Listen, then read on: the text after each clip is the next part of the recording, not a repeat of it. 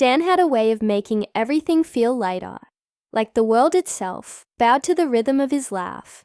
Jacqueline had fallen for that laugh once, so hard and so fast, that she didn't even notice how quickly the ground was crumbling beneath her. She stood by him through the worst of his days, patched up his pride when jobs fell through, and whispered hope into his bones when his own voice couldn't. In her mind, loyalty wasn't just a word. It was the air she breathed around him. The night everything broke started off like any other. They were at James's place, a gathering that felt both casual and charged. Ruth was there too, spinning around the kitchen in bare feet, wine glass in hand, laughing at something that James whispered. Dan leaned against the counter, beer in one hand, his other tucked casually into his pocket, like he was holding on to some secret. Jacqueline caught him looking at her from across the room. It wasn't the kind of look that used to make her heart race. It was different now. Colder, calculating, like he was measuring her against something invisible. She shook it off. Maybe it was just a bad day. God knows they'd been having more of those lately. Jacqueline smiled at Ruth, who winked back at her, completely unaware of the ache tightening her chest. Later, when the night thinned out and conversations broke into smaller groups, Jacqueline found herself standing alone by the balcony door. The city lights blinked back at her, distant and uncaring. She overheard them then, Dan and James, speaking low, but not low enough. "She's exhausting, man," Dan said, almost laughing, like dragging around a memory you don't even want anymore. The words hit her like a slap. Jacqueline couldn't breathe for a second, blinking at the glass door like maybe she'd heard wrong. But no, she had heard every syllable, every casual cruelty wrapped up in his voice. A memory, that's all she was to him now, something he didn't even want. Ruth called her name from somewhere behind, cheerful and soft. But Jacqueline couldn't turn around. She couldn't smile and pretend she hadn't just been erased from the life she built with him. All because Dan needed to seem bigger in front of his friend. For a long moment, she just stood there, feeling like the world had gone silent around her. Then something inside her, something fierce, something tired of being chipped away at, snapped free. Jacqueline didn't cry. She didn't storm over or make a scene. No, she did something far more dangerous. She smiled to herself, a small, sharp thing, and she walked back into the room as if nothing had happened. She said her goodbyes with grace, hugged Ruth tightly, thanked James for the night, and brushed a hand across Dan's shoulder like a ghost. He didn't even flinch. She left that night without a word, not realizing it would be the last time she ever spoke to any of them. By morning, Jacqueline had cleared herself from his world. She packed her things from their shared apartment with the precision of a surgeon, leaving behind only the empty spaces where her life used to fit. She blocked his number, erased him from her social feeds, cut herself loose from every mutual friend who might look at her with pity later. Dan didn't deserve even her anger. By noon, it was like she had never existed at all. The first few days felt like standing inside an echo. Everywhere Jacqueline went, she half expected to see Dan, leaning against a doorway, hear his voice calling her name from another room. Her body moved out of habit, reaching for a second coffee cup, holding open the door a little longer for someone who wasn't there. It was the mind playing tricks, she told herself, the slow unwinding of a life stitched too tightly to someone else's rhythm. She found a small motel near the river, a dusty little place where the curtains smelled of old rain and the carpet was frayed at the corners. It was perfect, anonymous, forgotten, just like she wanted to be. Jacqueline sat on the edge of the narrow bed, her suitcase at her feet, staring at the dead, blinking light on the ceiling. Somewhere across the city, Dan was probably laughing again, free of the weight he thought she was. Good for him. She didn't plan on being anyone's burden ever again. The knock on the door came late that night. 3 short raps. Jacqueline's body tensed instinctively, heart hammering against her ribs. She didn't move. She didn't breathe. The knock came again, softer this time, almost hesitant. "Jacqueline? It's Ruth." Jacqueline exhaled slowly. She got up and opened the door a crack. Ruth stood there in the hallway, sweater pulled tight around her, body, hair messy from the wind. I didn't know where else you'd go," Ruth said, voice small. "You didn't answer your phone. Nobody knew where you were." Jacqueline opened the door wider. For a moment, neither of them spoke. Then Ruth just stepped forward and wrapped her arms around her. They sat side by side on the narrow bed, legs tucked up, the worn comforter bunched between them. Ruth was quiet for a long time, then finally said, "I heard what he said." Jacqueline blinked at her. "I didn't mean to," Ruth went on. "I went out to the balcony, and I heard Dan and James talking. I thought maybe you heard too, but when you left, so calmly, I wasn't sure." Jacqueline's throat tightened, but she didn't say anything. She didn't need to. "You didn't deserve that," Ruth said, fiercely now. "None of it. He's a coward. He couldn't even say it to your face." Jacqueline let her head fall back against the wall, a small bitter laugh escaping her. "Cowardice isn't new for Dan," she said. "I just didn't want to see it before." For a while, they just sat in the soft, broken silence of the room. It was Ruth who finally asked, "What are you going to do now?" Jacqueline turned her head and looked at her. Really looked. Ruth's face was open, honest, carrying none of the pity Jacqueline feared. "I'm going to disappear," Jacqueline said, a strange calm filling her chest. "Not just from him, from all of them. James, Dan. Anyone who looked at me and saw a shadow instead of a person." Ruth nodded like she understood, and Jacqueline was grateful she didn't argue. That night, Ruth slept on the other bed, curled up like a cat. Jacqueline lay awake for hours, staring at the stained ceiling, planning her erasure. Like a soldier going into battle, it wouldn't just be about leaving. It would be about making sure there was no way back. No breadcrumb trail to follow. No lingering threads tying her to a world that didn't want her anymore. In the stillness of that night, Jacqueline made herself a promise. She would rebuild from nothing, and Dan, he would wake up one day and realize that losing her wasn't just losing a girlfriend. It was losing the only part of his life that had ever meant anything at all. Morning broke in a soft grey mist that wrapped the city in silence. Jacqueline slipped out of bed before Ruth woke, careful not to make a sound. She showered quickly in the tiny cracked bathroom, feeling the cold water sting her skin awake. She had a list to start. A new life didn't just happen. It had to be built, brick by invisible brick. She walked down the street to a cheap coffee shop, one of those places where nobody asked questions, and the baristas barely looked up when you ordered. Jacqueline liked it immediately. She ordered a black coffee and sat by the window, pulling out a crumpled notebook from her bag. Step 1. Change my name. Step 2. Disappear from all shared spaces. Step 3.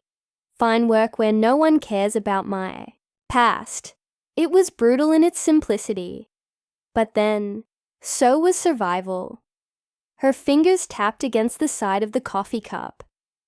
She thought about Ruth, sleeping back at the motel, and wondered briefly if she should say goodbye. But deep down, she knew Ruth would understand if she was just gone. Ruth was a good soul, but Jacqueline had learned something crucial. Even the kindest people couldn't hold you up if your own roots were cut too deep. The first place she went was their old apartment. Her heart slammed painfully in her chest as she climbed the familiar stairs. key still cool and worn in her palm. She half expected to find Dan waiting behind the door, that easy smile weaponized against her better judgment. But the place was empty, silent, like he hadn't even noticed she left. Jacqueline moved quickly, grabbing the few personal things she had missed. Her grandmother's necklace, tucked inside an old shoebox. A battered copy of a book she loved too much to abandon. Then she opened Dan's closet and without hesitation, pulled out a box of photographs they had once laughed over together. She fed them, one by one, into the tiny trash can under the kitchen sink. Not rage, not tears, just finality. She wiped down surfaces with an old cloth, cleaned out her half of the dresser, and on her way out, she placed her key on the counter, next to a half-empty bottle of whiskey Dan had started keeping by the bed. She didn't look back. By afternoon, she found herself sitting in a DMV office, a fake name written carefully on the paperwork in front of her. It felt strange at first, disorienting, like she was lying to herself. But then she realized, no, she wasn't lying. She was choosing. She was becoming someone Dan could never name again, even if he wanted to. It took 2 more days to finalize everything. New phone number, new job application at a bookstore across town, a cheap room in a different neighborhood where no one knew her name, and where the landlord didn't care as long as she paid cash. By the end of the week, Jacqueline was gone. Not missing, not lost, just gone. On her last night in the motel, Ruth found her again. She knocked once and let herself in, holding a greasy paper bag that smelled like French fries and cheap burgers. They sat cross-legged on the floor, eating straight from the bag, the TV buzzing low in the background. "You're really doing it," Ruth said after a while, her voice half proud, half sad. Jacqueline smiled around a mouthful of fries. "I have to." Ruth nodded, then reached into her purse and pulled something out, a tiny worn bracelet. It was just a strip of leather tied around, a single glass bead. Jacqueline remembered it immediately. It was from the first time she and Dan had ever gone to the lake together, a lifetime ago. "I figured you'd want to burn this too," Ruth said, her voice careful. Jacqueline took it, turning it over in her hands. For a moment, she was tempted to hold on to it, a relic of a life that wasn't hers anymore. Instead, she tossed it into the trash without hesitation. It was time to make room for something better, even if she had to carve it out of nothing. The bookstore smelled of old paper and dust, the kind of place where time didn't seem to move quite right. Jacqueline took the job without asking too many questions and without offering too many answers. The owner, a hunched old man named Mr. Lyle, barely glanced at her resume. He just asked if she could work mornings and if she knew how to use a cash register. She said yes to both. Whether or not it was true didn't matter. She would learn. It was perfect, quiet, invisible, the kind of place Dan would never step into, even by accident. She spent her days shelving books, ringing up the occasional customer, and disappearing deeper into herself. At night, she curled up on a thin mattress in her tiny room above a laundromat, listening to the rhythmic hum of machines below. It wasn't much, but it was hers. Weeks passed, sometimes in the quieter hours. Jacqueline caught herself thinking about Dan, not out of longing, but out of curiosity, like poking a sore tooth just to see if it still hurt. She wondered if he even noticed she was gone. If he stumbled home drunk one night and realized the walls were too bare, too silent, probably not. Dan had always been good at filling the spaces other people left behind. One evening, after a slow shift at the bookstore, Jacqueline stepped out onto the sidewalk and nearly bumped into James. Her heart froze. James looked rougher than she remembered, dark circles under his eyes, a cigarette trembling between his fingers. For a second, neither of them spoke. Then James's face crumpled into something that looked almost like relief. "Jacqueline," he said, voice cracked and dry. She stayed still, silent, a breath caught between two choices. "I've been looking for you," James said. He's a mess. He thought you'd come back." Jacqueline almost laughed, but the sound died in her throat. She hadn't thought about James much since that night. But now looking at him, she realized he had been a part of it too. He had stood there while Dan tore her down, said nothing, did nothing. He thought wrong. Jacqueline said evenly. James took a shaky drag of his cigarette. "I didn't know what to say. That night, I heard it too. I should have said something." She shrugged. A small, indifferent gesture. "You didn't. That's what matters." James flinched like she had slapped him, but she didn't apologize. She owed no one an apology anymore. "I'm sorry," he said. "We all screwed up. He misses you." The words meant nothing.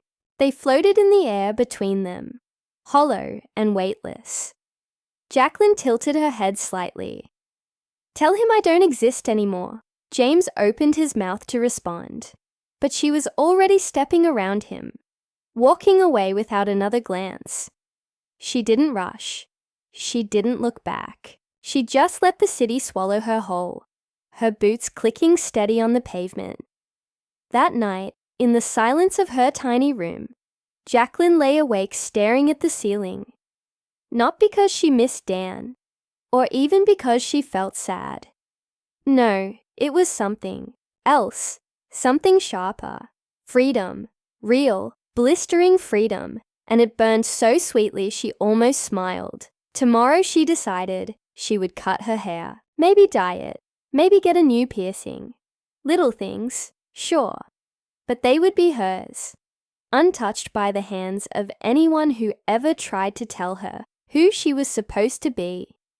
Dan had used a single careless word to erase her from his life, but Jacqueline had used 1,000 deliberate choices to erase him from hers, and that, she realized, was a kind of victory he would never even understand.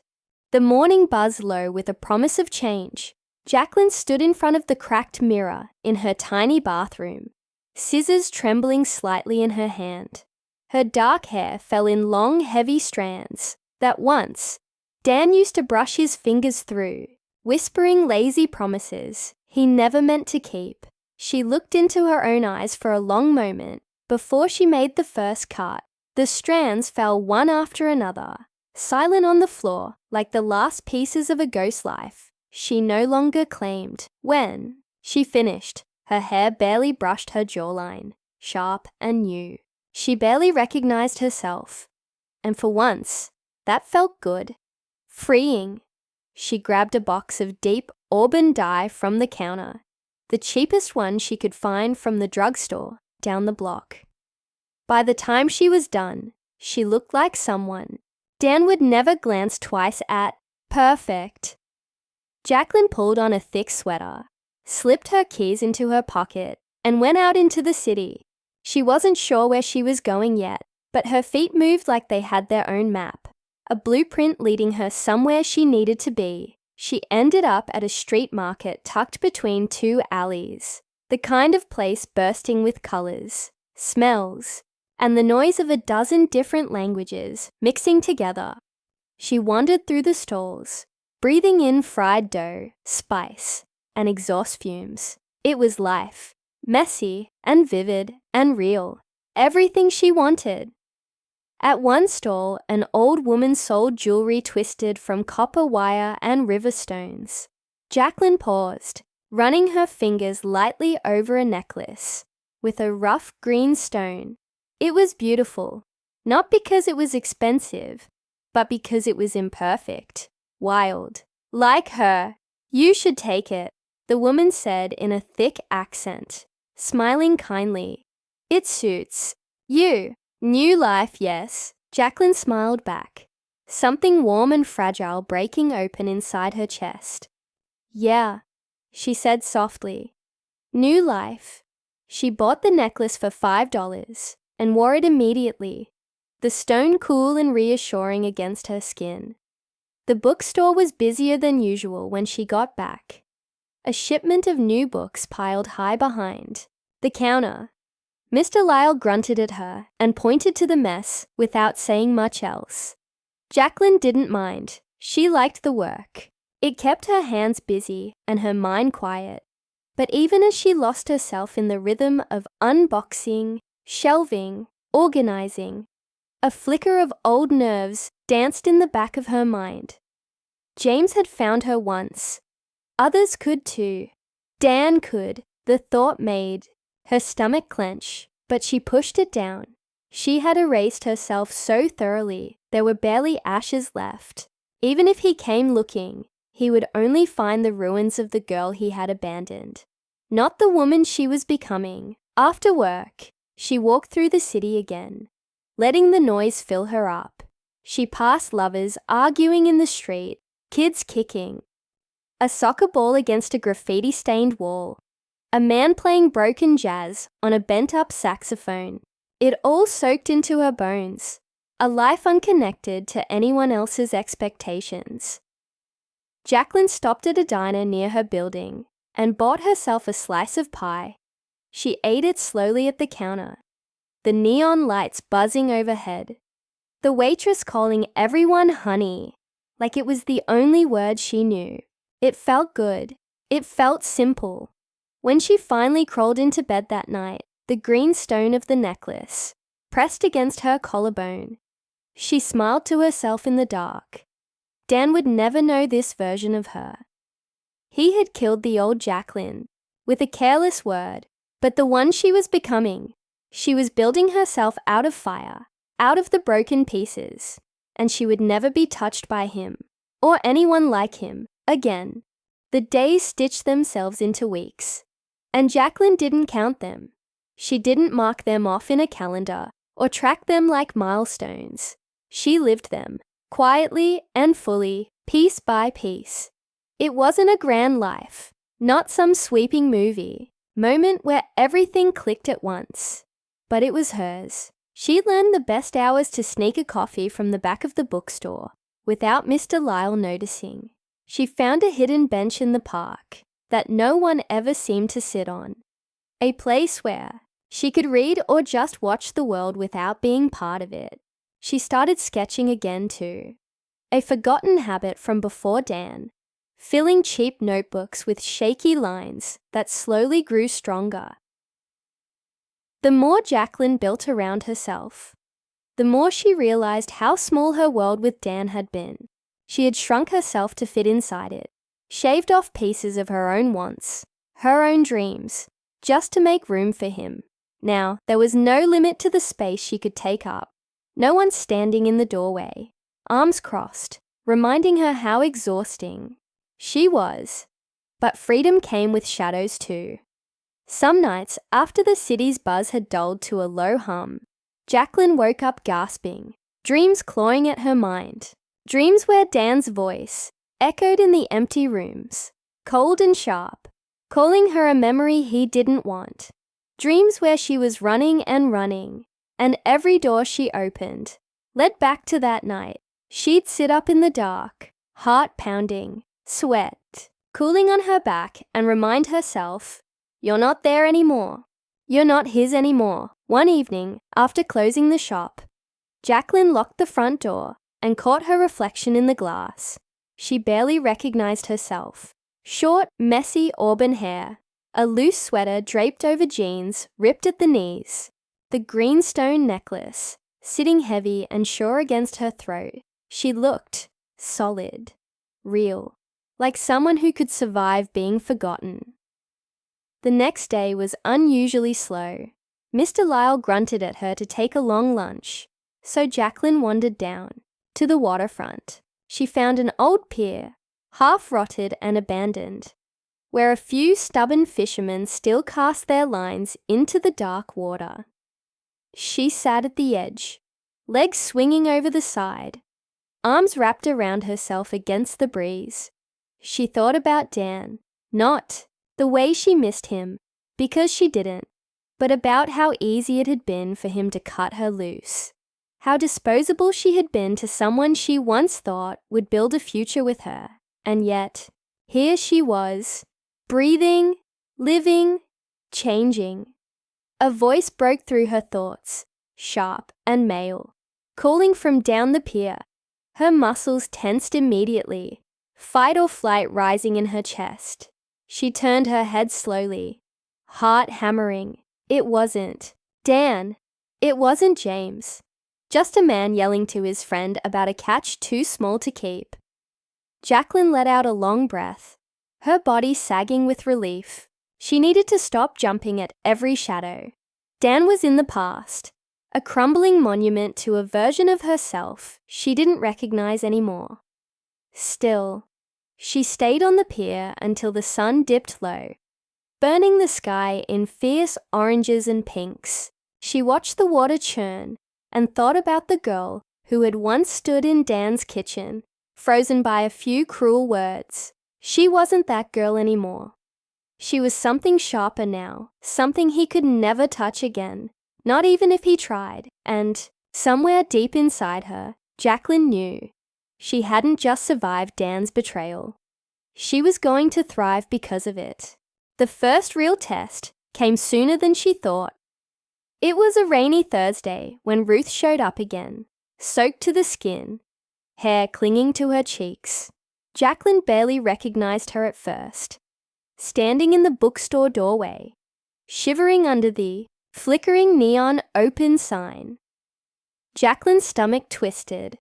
Part of her wanted to run, to slam the door and pretend she hadn't seen.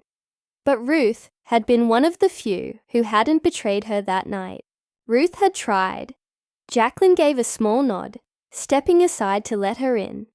The bell above the door jingled weakly. "You changed," Ruth said, voice full of wonder, like she couldn't believe what she was seeing. Jacqueline shrugged.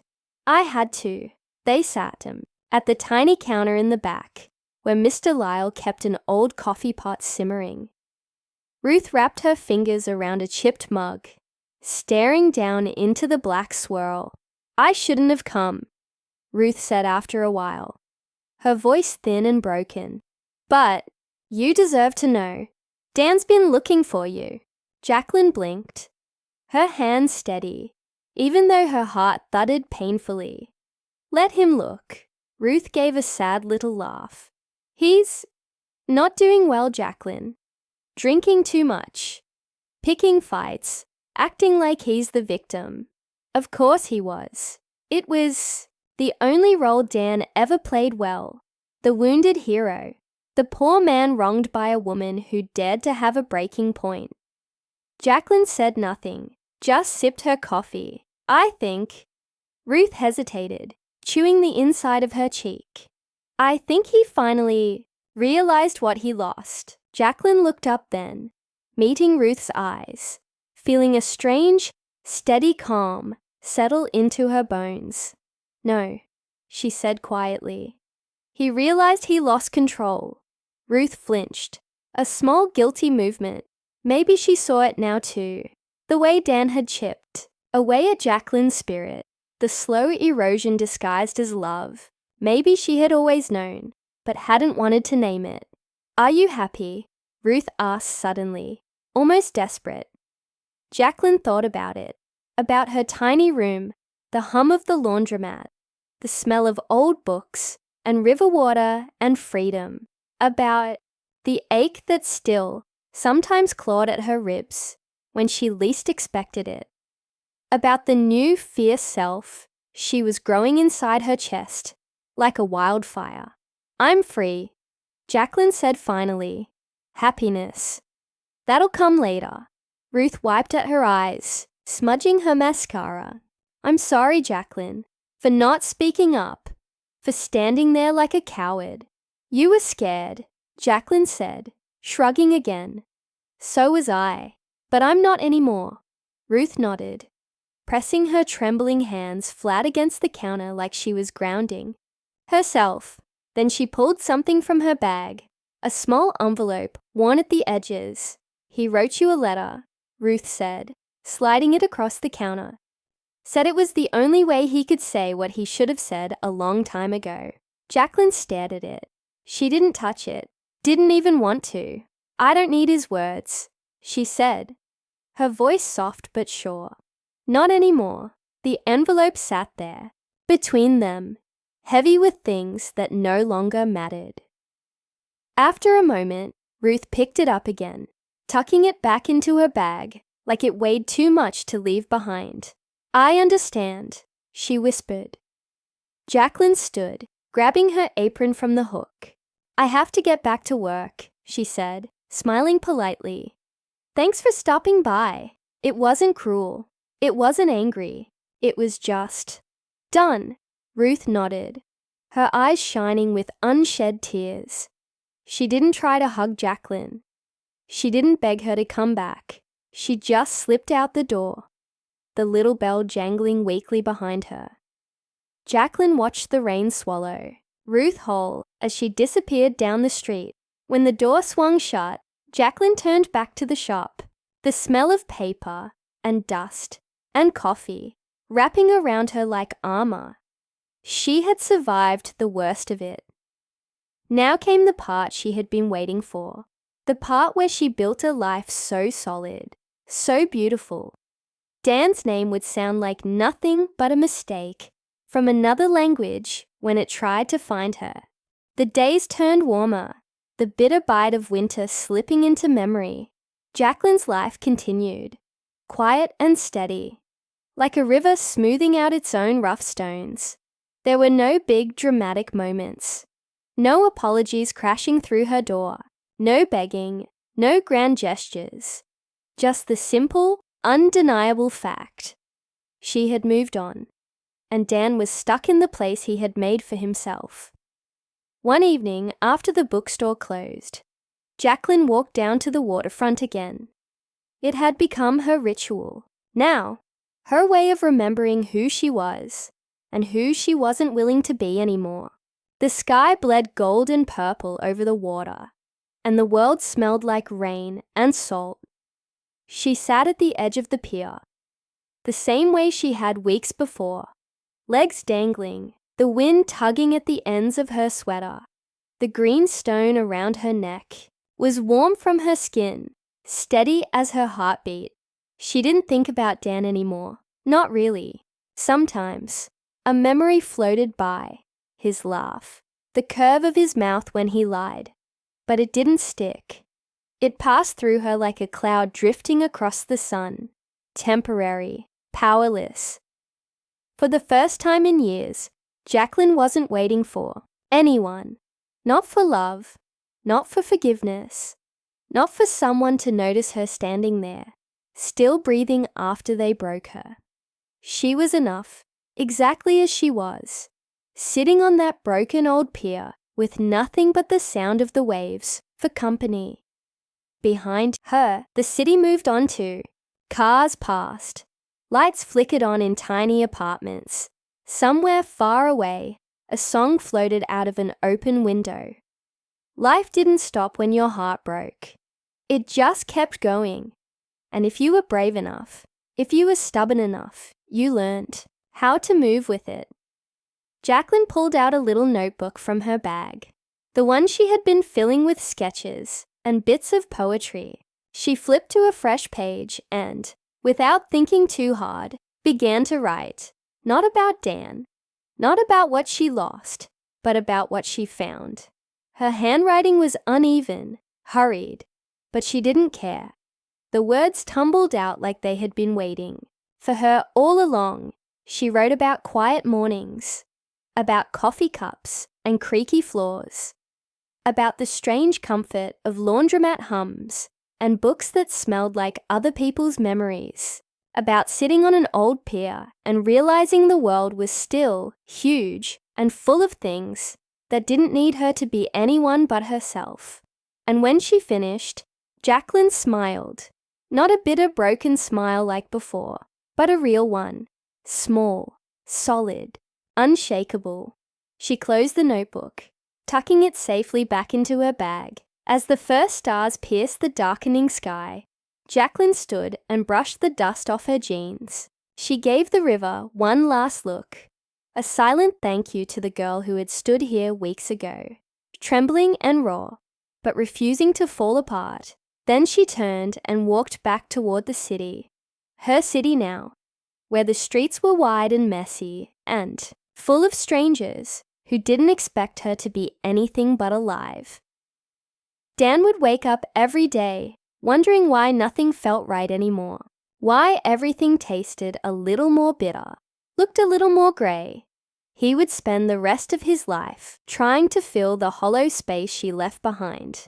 But Jacqueline, she would never have to look back. She had cleared herself from his world, and in doing so, she had finally found her own, and she was just getting started.